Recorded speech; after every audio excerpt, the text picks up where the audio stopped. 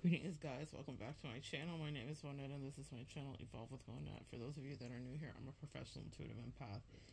I have the funniest message for you after working with clients today, and there's been a theme, and the theme has been kind of grifter. So maybe this will be pertinent to any of you, or maybe you guys are cleaning up some emotional work around people that are grifting. I was working this morning and I finally came in to take a break, and I was just thinking about the hilariousness of how all of these red pill, pink pill, blue pill, black pill, oh my god, all the pill podcasts have us all examining how we should date, what dating should feel like, and who brings the table and all the rest of it, right? So my angels and I laugh sometimes together, and we've been laughing for the last several minutes.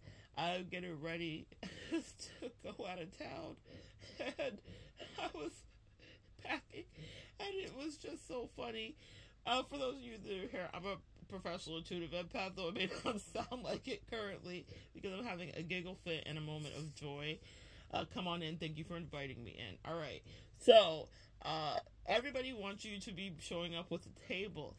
And some of you guys have had experiences where you've dated absolute bums. They were total fucking bums in every single way.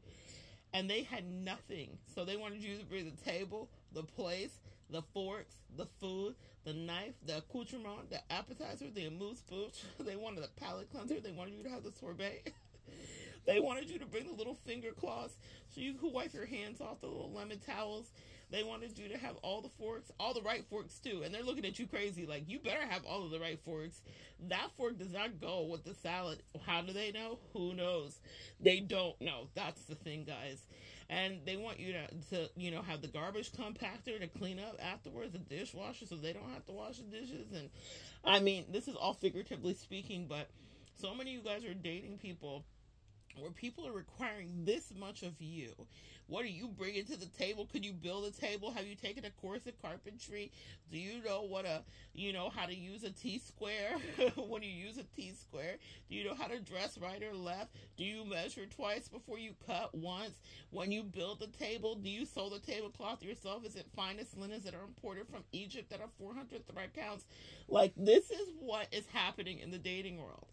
And I want you guys to just stop the insanity for a minute and realize the absurdity of the way that you have been working on yourself, making yourself a viable option, doing your personal healing, being hermited, coming in and out of hermit mode like a turtle, poking your head in and out, doing your spiritual work, doing your dark night of the soul, meeting your angels, talking to your spirit team, connecting with your ancestors, building tables in the spirit realm, going up the Akashic records, coming down the Akashic records, realizing who you are, meditating outside, meditating inside, going back outside into nature, communing with the animals so that you can learn how squirrels build a table. You've done all of this, and you were dating someone who showed up with fucking napkins.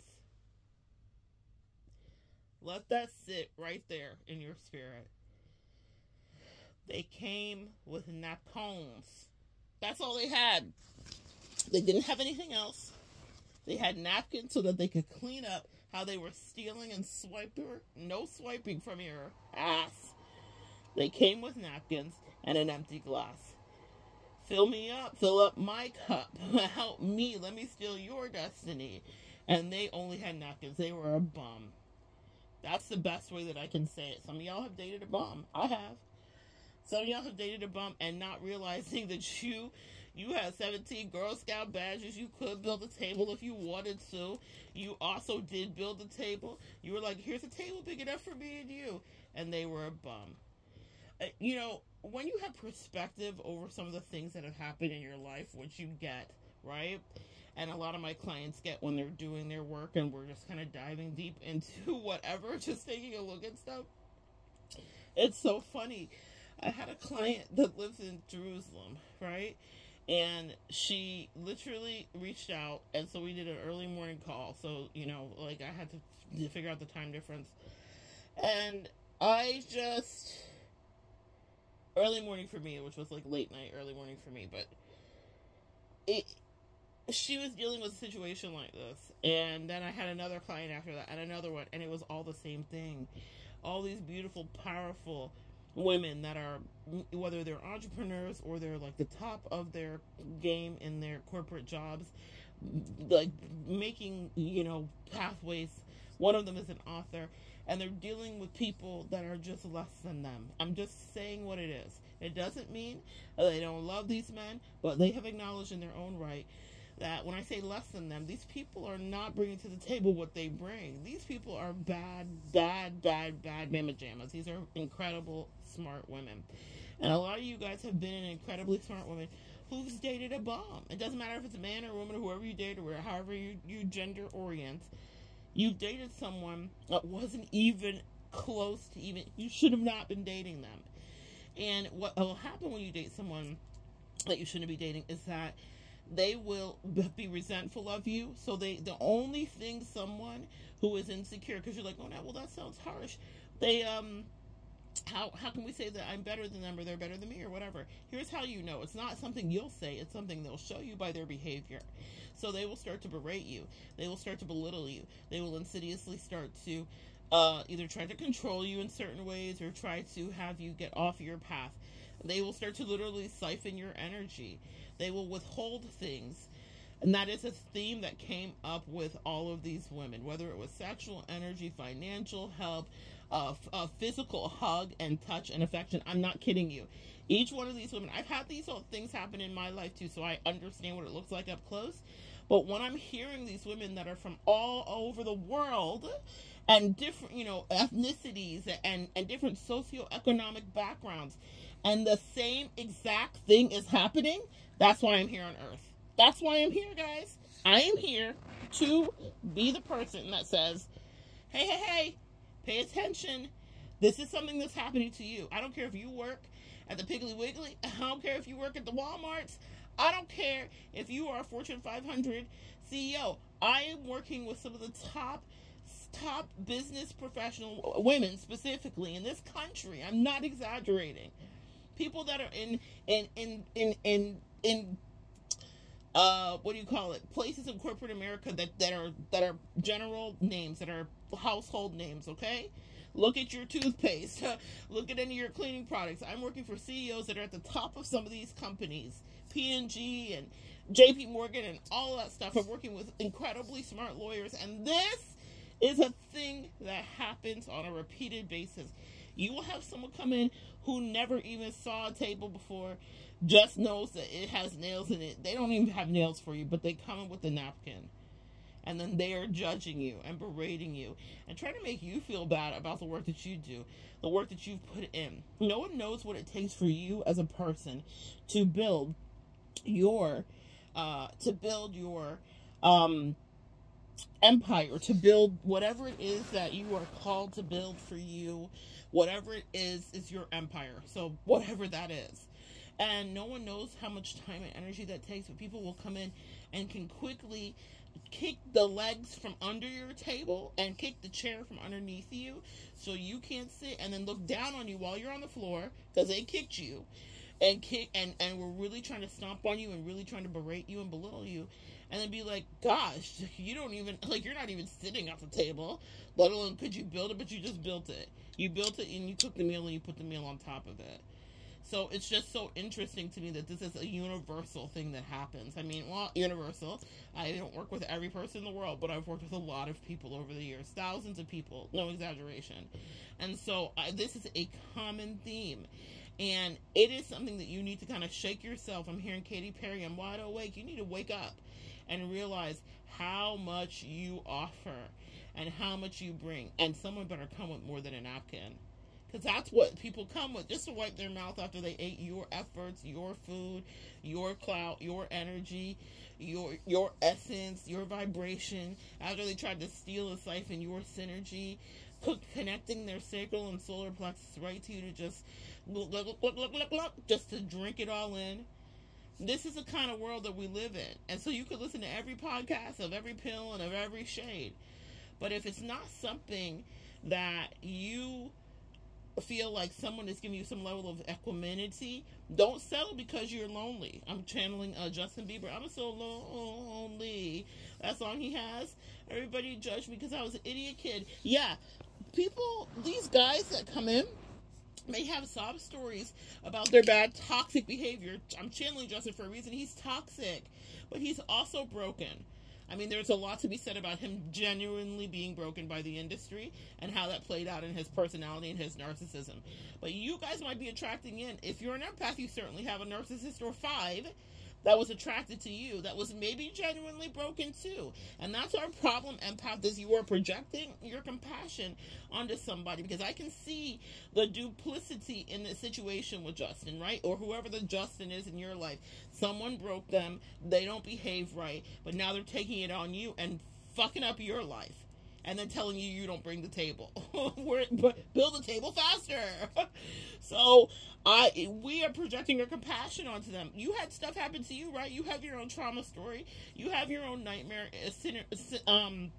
scenarios and things that happened, and people that took advantage of you that shouldn't have, and things you survived, right? And you didn't turn out to be a unmitigated asshole that rains, terror and hate and negative vibrations on someone else's life. You took responsibility for yourself. You grew up. You filled up your own cup. You did exactly what you needed to so that you could get through whatever you had to get through and not traumatize the next person that you ran into. And that means that other people are capable of doing the same. But narcissists don't play that game. My point is, whether it's a narcissist or just a toxic person or a low vibrational thief, this is what happens. Someone came in and said, I'm ready to eat. Can you please grow the food, make the food, plant the food, till the soil, harness the heirloom seeds?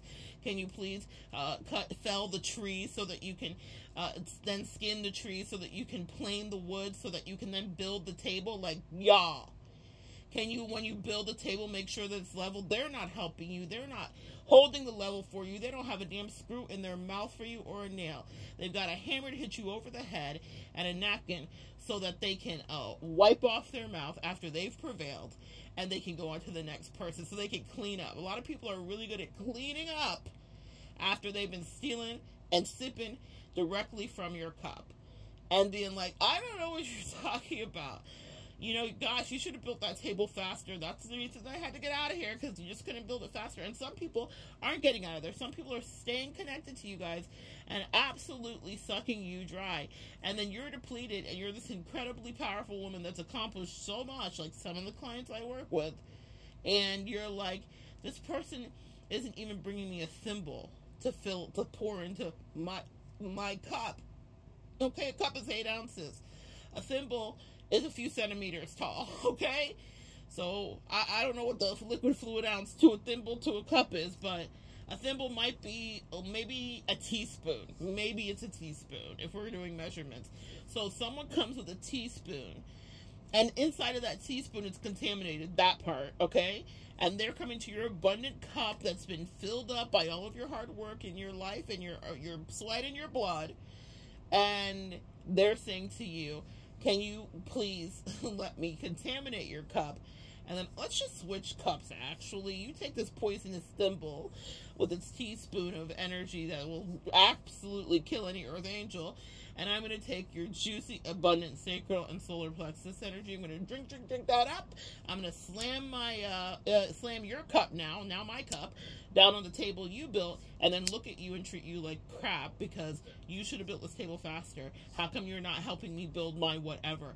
The amount of times, if I had money, $1, what do they say? For every time that I've talked to a client or had it happen in my own experience and journey where someone was castigating me because they wanted me to help them build their dream and their reality. Ma'am, sir, I'm in the middle of building my dream and my reality, and I can build with somebody. Everybody wants to be a power couple until it's time to get in there and use those power tools together. But people want you to build their stuff up when they could never do better or even accomplish a fraction of what you've done if they were on your own, unless they were in your energetic vibration and they were I'm hearing hitching a ride on your, I'm hearing, it's called a wake. So when a boat goes and it's starting to like move forward behind it, when you see the white waves that are immediately behind it, that's the wake of the boat. And they are like in the wake, and so they're kind of like being propelled forward because there's a momentum that's happening just behind the moving boat that's moving forward. And they're riding on your wake. They're riding your coattails, is another way to say it. But either way, they're looking at you. Build the table. Build it faster. What are you doing? Geez. I've literally had people say that to me that are absolute underachievers. What am I doing with my life when all I've ever done with my life is move to the next thing and the next thing and the next thing, even if it didn't go right? And a lot of you guys can relate to that. You just keep going and keep going. Next step, next step, next step, next step. And when you have a partner in your life, you can help them build too. But I would highly recommend that your partner understands carpentry as well as you do. Because if not, you'll get a bum in there that will be looking at you crazy. You're a professional businesswoman. You're at the top of your field and craft for whatever that looks like.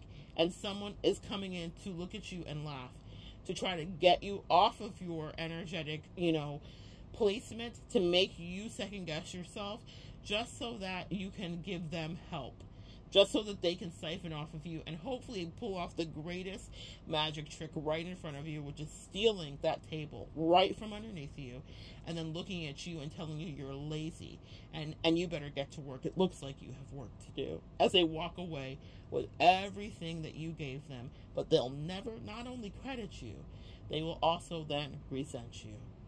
Y'all, pay attention. You know how to build tables. So maybe it's best to sit at the table by yourself till you're very sure your discernment's clear, and you can tell when a bum is fucking near, okay? Because these bums are near, all right?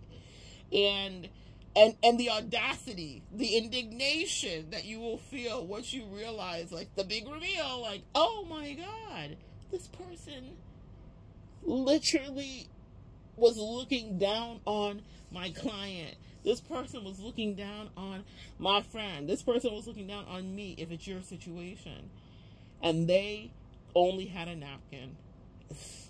The audacity of them. Anyway, come back and join me next time, y'all. Have your power tools. Have your sanding paper. Apparently over here, we are the builders of the tables. But that's okay. One day, we will have someone who builds with us, if that is what you're calling in, and not someone who wants to be enabled, like they are your next of kin, and you're dependent on your taxes. Like, y'all, stop dating people that are dependent on your taxes, that couldn't even shake what you shimmy. Does that make sense? Anyway, come back and join me next time, guys. We'll continue to evolve together.